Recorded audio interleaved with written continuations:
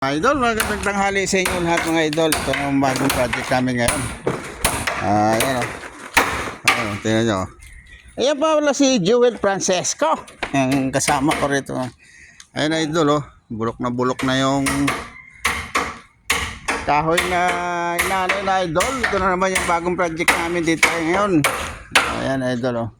Binaklas namin idol yung mga bulok. Papalitan na siya ng mga bagong kahoy. Yan idol, tingnan niyo kung kahoy.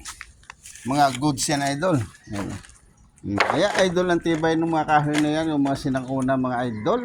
At babasa siya ng ulan, hindi siya matagal siya bago mabulok, hindi siya nabubulok agad-agad. Ayan.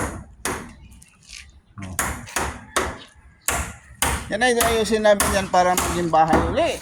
Ito nga pala idol yung bagong yeto namin binili. Ayan idol oh. Ayan, ayan pa yung idol yung mga kahoy na iba. Yung kakabitin namin dyan. Ayan idol. So, bulok na talaga idol. So, makikita nyo yan idol sa sunod na mga araw idol. Bago na yan. Maganda na tingnan. Maging bago yan. Ang luma idol. Magiging bago uli. Shoutout nga pala sa inyo dyan lahat. Sa mga followers ko at sa mga subscribers ko. Maraming salamat sa inyo lahat dyan. At sana tuloy-tuloy ang inyong suporta sa akin. Ito si Dodong Works. At sana subscribe nyo kanyang YouTube. YouTube nga pala ako idol. Tsaka meron akong Facebook. Maraming salamat sa inyo lahat suporta. God bless. Ingat kayo idol.